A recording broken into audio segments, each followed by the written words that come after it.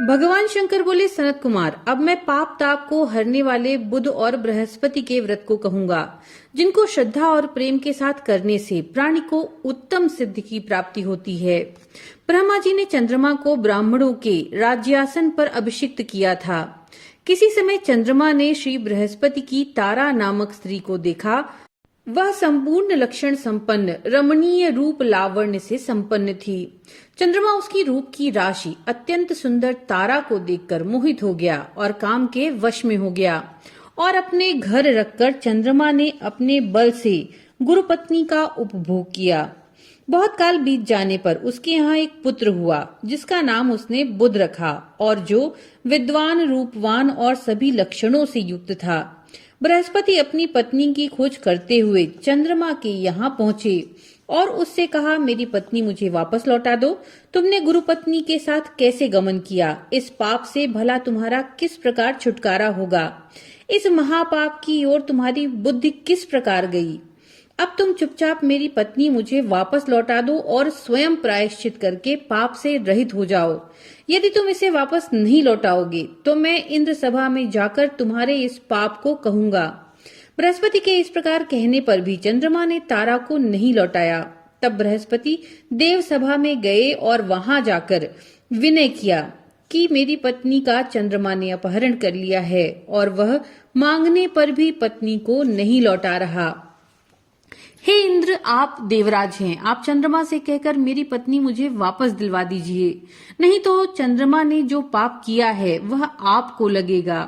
मेरी इस बात में लेश मात्र भी संशय की गुंजाइश नहीं, क्योंकि राज्य का पाप शास्त्र के प्रमाण से राजा को ही भोगना पड़ता है।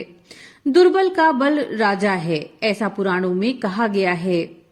इंद्र ने चंद्रमा को बुलवाया और उससे कहा, हे चंद्र, गुरु बृहस्पति की पत्नी वापस लौटा दो। किसी दूसरे की पत्नी के साथ गमन करने को पाप कहते हैं, इसलिए गुरु की पत्नी के साथ गमन करना तो महापाप है। इसीलिए हे चंद्र, तुम अपनी गुरु की पत्नी बिना विचारे ही वापस लौटा दो। देवराज इंद्र के वचन सुनकर चंद्रमा ने कहा, आपके आदेशानुसार मैं इनकी पत्नी तो इनको वापस लौटा देता हूँ, मगर मैं अपना पुत्र इनको बिल्कुल नहीं दूंगा, क्योंकि ये पुत्र मेरा है। चंद्रमा की इस बात से देवताओं को संशय पैदा हो गया। ये पुत्र किसका है? ये तो तारा ही ठीक ठीक बता सकती हैं। उन्होंने बृहस्पति की पत्नी तारा को बुलाकर पूछा, हे कल्याणी, तुम सच सच कहो कि ये पुत्र किसका है? झूठ बिल्कुल मत बोलना। लज्जा से संपन्न तारा ने कहा, ये बालक चंद्रमा का औरस और बृहस्पति का क्षेत्रज्ञ पुत्र है। अब आपको जिसको उचित समझे दे दीजिए। तारा की बात सुनकर देवताओं ने बालक बुध चंद्रमा को दे दिया। गुरु को दुखी देखकर देवताओं ने दोनों को वर दिया। चंद्रमा से कहा, हे चंद्र, तुम घर जाओ, ये पुत्र तुम्हारा है। चंद्रमा तथा बृहस्पति पुत्र यह ग्रह होगा। हे सुराचार्य, तुम और भी शुभ वर को ग्रहण करो। जो मेधावी दोनों का मिलकर एक साथ व्रत करेगा, उसे सब सिद्धियों की प्राप्ति होगी। ये बिल्कुल सत्य है और इसमें तनिक भी संशय नहीं।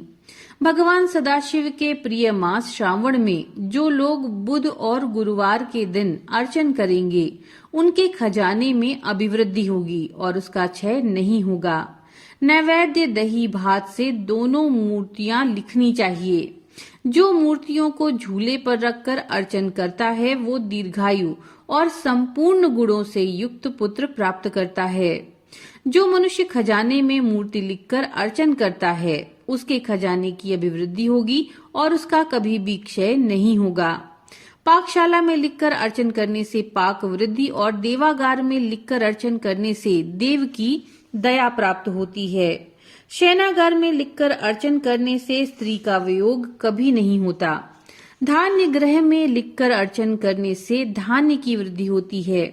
इसी प्रकार यथास्थान उसका फल होता है। 7 वर्ष व्रत करके उद्यापन करना चाहिए। पहले दिन अधिवासन करके रात में जागरण करना चाहिए। सोने की मूर्ति बनवाकर विधि पूर्वक उसका अर्चन करना चाहिए। षोडशोपचार द्वारा अर्चन करना श्रेयस्कर है। बाद में हवन करना चाहिए। तिल, घी तथा खीर प्रज्वलित अग्नि में देनी चाहिए। चिचड़ी तथा पीपल की समिधाओं से हवन करके पूर्णाहुति डालनी चाहिए। मामा तथा भांजे को भोजन करवाकर अन्य ब्राह्मणों को भोजन करवाना चाहिए और स्वयं भी भोजन करना चाहिए। इस प्रकार 7 वर्ष तक व्रत करने वाला व्रती अपनी सब इच्छाओं को पूर्ण कर लेता है। जो विद्या की कामना करता है उसको विद्या की प्राप्ति हो जाती है। वह वेदों और शास्त्रों का मर्म जान लेता है। जो बुद्ध ज्ञान एवं गुरुता प्रदान करते हैं। ये सब श्रवण करने के पश्चात सनत कुमार ने भगवान सदाशिव से कहा, प्रभु, आपने जो मामा भांजे को भोजन करवाने के लिए कहा, इसका कारण कहिए। भगवान सदाशिव ने कहा, हे सनत कुमार, प्राचीन काल में एक मामा और उसका भांजा दोनों दरिद्र थे। एक दिन भोजन के लिए घूमते घूमते एक सुंदर नगर में जा निकले। उन्होंने श्रावण के महीने में उस नगर में प्रत्येक वार का व्रत करते हुए किसी को नहीं देखा। उन मामा भांजे दोनों ने विचारा कि सभी स्थानों पर सूर्य तथा अन्य वारों का व्रत होते तो हमने देखा, पर बुध और गुरुवार का व्रत होते कहीं नहीं देखा। क्यों ना हम दोनों इस व्रत को करें। यह अनुच्छिष्ट व्रत है, इसे हम करेंगे।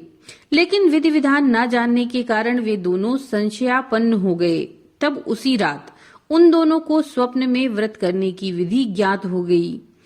उस विधि के अनुसार दोनों ने व्रत किया तो उनको बड़ी भारी संपत्ति प्राप्त हुई और वे दोनों धन कुबेर हो गए। उनका ऐश्वर्य दिनों दिन बढ़ता गया। इस तरह पूरे 7 वर्ष तक व्रत करके एवं पुत्र पौत्र आदि से संपन्न हो गए। बुध और गुरु दोनों ने प्रत्यक्ष होकर उनको वर दिया। आप दोनों ने हमारे व्रत का सुविचार किया। आज से जो कोई भी इस व्रत को करेगा और मामा भांजे को भोजन कराएगा, वह उत्तम सिद्धियों को प्राप्त करेगा और जब तक चंद्रमा और सूर्य रहेंगे तब तक इस संसार से विदा होकर वो हमारे लोक में रहेगा।